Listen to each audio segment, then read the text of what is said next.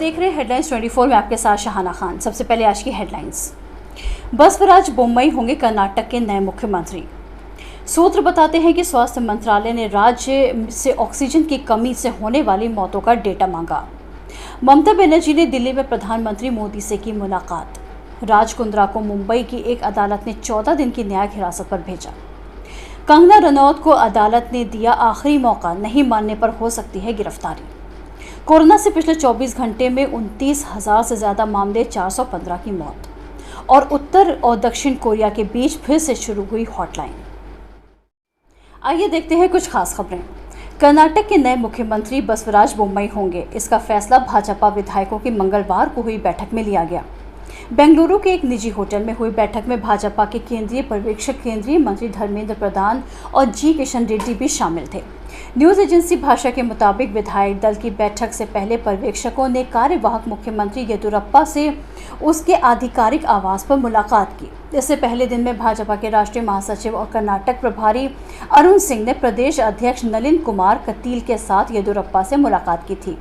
बसवराज बोम्मई कर्नाटक में भारतीय जनता पार्टी के कद्दावर नेता हैं। पश्चिम बंगाल की मुख्यमंत्री ममता बनर्जी ने दिल्ली में प्रधानमंत्री नरेंद्र मोदी के साथ मुलाकात की। विधानसभा चुनाव में शानदार जीत के बाद ममता बनर्जी का यह पहला दिल्ली दौरा है। प्रधानमंत्री आवास से बाहर आकर ममता ने कहा कि वो उनसे शिष्टाचार के नाते मिलने गई थी और ये एक प्रोटोकॉल मुलाकात थी। ममता बनर्जी ने बताया कि उन्होंने इस मुलाकात में अपने राज्य में वैक्सीन की आपूर्ति का मुद्दा भी रखा। उन्होंने कहा, हमें और वैक्सीन मिले, इसके लिए प्रधानमंत्री से बात की। हमारे राज्य को आबादी के हिसाब से दूसरे राज्यों से बहुत कम वैक्सीन मिली है। ममता ने कहा कि उन्होंने प्रधानमंत्री से बंगाल राज्य का नाम बदलने को लेकर भी चर्चा की और प्रधानमंत्री ने कहा कि वो इसे देखेंगे। ममता बनर्जी ने जानकारी दी है कि वो बुधवार को कांग्रेस की अंतरिम अध्यक्ष सोनिया गांधी से मिलने जाएंगी। मंगलवार को उन्होंने कांग्रेस के वरिष्ठ नेताओं कमलनाथ और आनंद शर्मा से मुलाकात की। प्रधानमंत्री आवास के बाहर पत्रकारों के सवाल के जवाब में उन्होंने एक बार फिर पेगासस मामले की जांच का मुद्दा उठाया। केंद्रीय स्वास्थ्य मंत्रालय ने राज्यों से ऑक्सीजन की कमी के कारण होने वाली मौतों का डेटा मांगा है। केंद्र की ओर से राज्यों को इस बारे में लेटर लिखा गया है।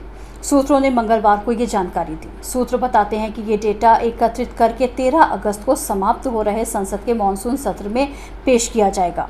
गौरतलब है कि देश में कोरोना की दूसरी लहर के दौरान ऑक्सीजन की कमी से हुई मौतों का कोई भी आंकड़ा राज्यों से नहीं मिलने संबंधी संसद में मानसून सत्र के दौरान दिए गए जवाब को लेकर केंद्र सरकार को विपक्षी दलों की आलोचना का सामना करना पड़ा था। आम आदमी पार्टी, कांग्रेस और अन्य विपक्षी दलों ने इस मुद्दे पर सरकार पर निशाना साधा था।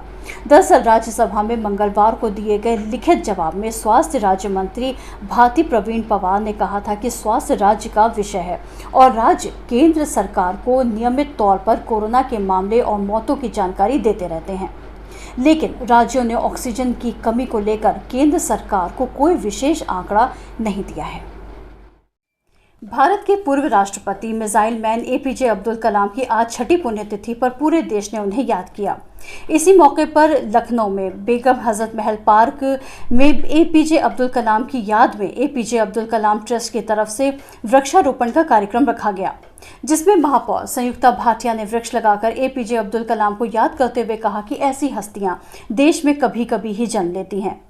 एपीजे अब्दुल कलाम ट्रस्ट के चेयरमैन अब्दुल नासिर नसीर ने कलाम साहब को याद करते हुए कहा कि देश के युवा कलाम साहब के रास्ते पर आगे बढ़ें और देश का नाम रोशन करें।